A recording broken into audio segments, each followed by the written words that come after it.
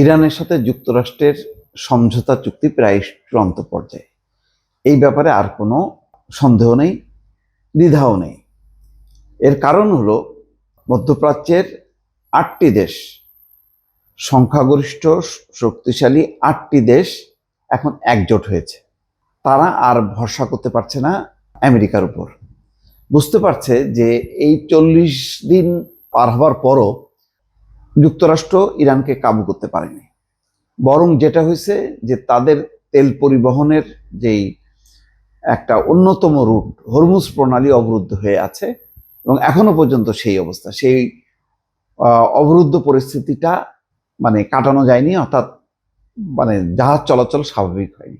এর ফলে মধ্যপ্রাচ্যের প্রতিটা দেশ, সংযুক্ত আরব আমিরাত, সৌদি আরব, কুয়েত, কাতার, বাহরাইন, জর্দান, ওমান সবাই ক্ষতিগ্রস্ত। এখন তারা একজোট হয়ে একটা সমঝোতা পত্র তৈরি করেছে, যেখানে পাকিস্তান এবং কাতার অন্যতম এখন উদ্যোক্তা। আগে ছিল পাকিস্তান একা, এখন তার সাথে যুক্ত হয়েছে কাতার।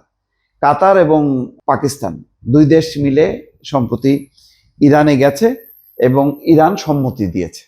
তার মূল কথা হলো হরমুজ প্রণালী খুলে যাবে, কোনো বাধা থাকবে না, ইরানে হামলা হবে না এবং পরমাণু কর্মসূচি, ইরানের পরমাণু কর্মসূচি নিয়ে যুক্তরাষ্ট্রের সাথে আলোচনা অব্যাহত থাকবে।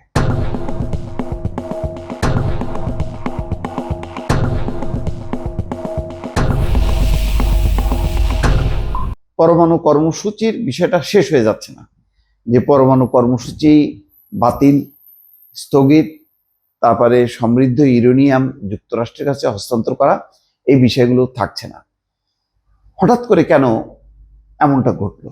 অথচ দেখেন কিছুদিন আগে সেই সংযুক্ত আরব আমিরাতের পেট্রোকেমিক্যাল কমপ্লেক্সে ইরান হামলা চালিয়েছিল, ফুজাইরা, আপনাদের মনে আছে।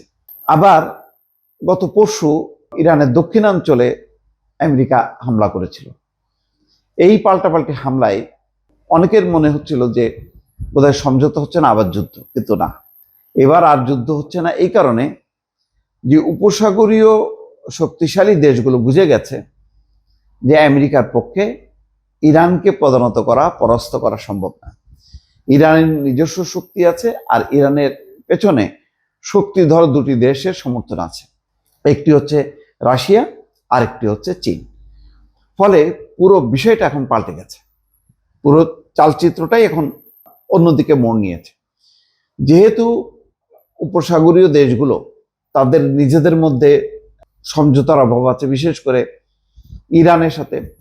ইরানকে তারা বন্ধু মনে করে না, কিন্তু ইরানের শাসন ব্যবস্থা যেহেতু পরিবর্তন হয়নি, ইরানকে যেহেতু পরাজিত করতে পারেনি ইসরায়েল এবং আমেরিকা, সুতরাং এখন তারা বুঝতে পারছে যে ইরানকে মেনে নিতে হবে, ইরানকে সাথে নিয়ে চলতে হবে। আর ইরানকে সাথে নিয়ে চলতে গেলে ইরানের উপর হামলা এবং তার প্রতিক্রিয়ায় তারা আর ক্ষতিগ্রস্ত হতে চায় না। এই বার্তা পরিষ্কারভাবে ট্রাম্পকে জানিয়ে দিয়েছে উপসাগরের 8টি দেশ। তারা বলেছে তারা এই সমঝোতার পক্ষপাতী। এটা বলার সাথে সাথেই ট্রাম্প ঘুরে গেছে, বিপদে পড়েছে নেতানিয়াহু দ্রুত কথা বলেছে এবং বোঝানোর চেষ্টা করেছে। ট্রাম্প বলেছে যে না, এটা সম্ভব না। ইসরায়েলের কথা শুনতে গেলে তার উপসাগরে এতগুলো দেশ, সেখানে ব্যবসা বাণিজ্য বন্ধ। এখন প্রশ্ন আসছে যে তাহলে কি মধ্যপ্রাচ্যে যেই যুক্তরাষ্ট্রের প্রভাবের আধিপত্যের দিন বলা হচ্ছে, মধ্যপ্রাচ্যে কি তাহলে মার্কিন আধিপত্যের দিন শেষ হয়ে আসছে? অনেকটাই তাই। এই সমঝোতা যদি চূড়ান্ত হয়, আমেরিকা যদি ফিরে যায়, বিপদে পড়বে ইসরায়েল এবং একই সঙ্গে মার্কিন যুক্তরাষ্ট্রের উপর নির্ভরশীল করে যে তারা লাখ লাখ বা কোটি কোটি ডলার ব্যয় করবে আমেরিকার পেছনে তাদের নিরাপত্তার জন্য, সেটা আর হবে না। প্রত্যেকটা দেশ এখন নিজস্ব নিরাপত্তা বলয় গড়ে তুলবে। খেয়াল করেন, সংযুক্ত আরব আমিরাত কিন্তু হামলা চালিয়েছে ইরানে এবং এটা জানে যে আমিরাতের প্রেসিডেন্টের সাথে নেতানিয়াহুর বৈঠক হয়েছে। তারপরও এখন সংযুক্ত আরব আমিরাতও ঐক্য চায় ইরানের সাথে, সমঝোতা চায় এবং এই সংযুক্ত আরব আমিরাত, সৌদি আরব মিলেই কিন্তু এখন তারা সমঝোতায় সম্মতি দিয়েছে, যেই সমঝোতাপত্র নিয়ে কাতার এবং পাকিস্তান দৌড়ঝাঁপ করছে। এর প্রেক্ষিতে বোঝা যায় দুইটা, যে আস্তে আস্তে কিন্তু মধ্যপ্রাচ্যে আমেরিকার আধিপত্য শেষ হয়ে আসছে। আমেরিকার পিছনে তাদের নিরাপত্তার জন্য যে লক্ষ কোটি ডলার ব্যয় করা, সেটা করবে না। মধ্যপ্রাচ্যের দেশগুলো একথাও বুঝতে পেরেছে যে তাদের নিরাপত্তার জন্য আমেরিকা উদ্গ্রীব না। যেমন যখন ইরান হামলা করেছে ইসরায়েলে, তখন ইসরায়েলকে রক্ষা করার জন্য আমেরিকার যে তৎপরতা ছিল, সেটা দেখে উপসাগরীয় দেশ বা মধ্যপ্রাচ্যের দেশগুলো হতবাক হয়েছে। অথচ আমেরিকাকে তারা মানে বছরে বছরে কোটি কোটি ডলার বিনিয়োগ করে বা তাদেরকে বরাদ্দ দেয় তাদের নিরাপত্তার জন্য। কিন্তু ইসরায়েলকে রক্ষা করার জন্য আমেরিকা যেভাবে ঝাঁপায় পড়ছে, এই 40 দিনে যখন নাকি ইরান হামলা করেছে উপসাগরীয় দেশগুলোকে, তখন কিন্তু তাদের নিরাপত্তা দিতে আমেরিকার সেই মানে উদ্যোগ, আয়োজন বা সেই চেষ্টাটা একেবারেই দেখা যায়নি। ফলে তারা বুঝতে পারছে যে আসলে ওই ইসরায়েল রাষ্ট্রের জন্য আমেরিকা, আমেরিকার জন্য ইসরায়েল।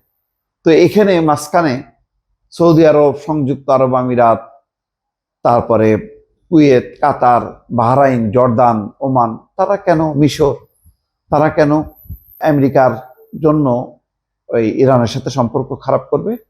এখন দুটি বাস্তবতা সামনে, সেটা হচ্ছে উপসাগরীয় দেশগুলোর মধ্যে আভ্যন্তরীণ ঐক্য জোরদার হবে এবং আমেরিকা আস্তে আস্তে মধ্যপ্রাচ্য থেকে গুটায় যেতে বাধ্য হবে, অথবা তাদের প্রয়োজন ফুরিয়ে যাচ্ছে মধ্যপ্রাচ্যের দেশগুলো। আগামীতে পুরো মধ্যপ্রাচ্যের রাজনীতি পাল্টে যাচ্ছে, তার লক্ষণ কিন্তু দর্শক শুরু হয়েছে।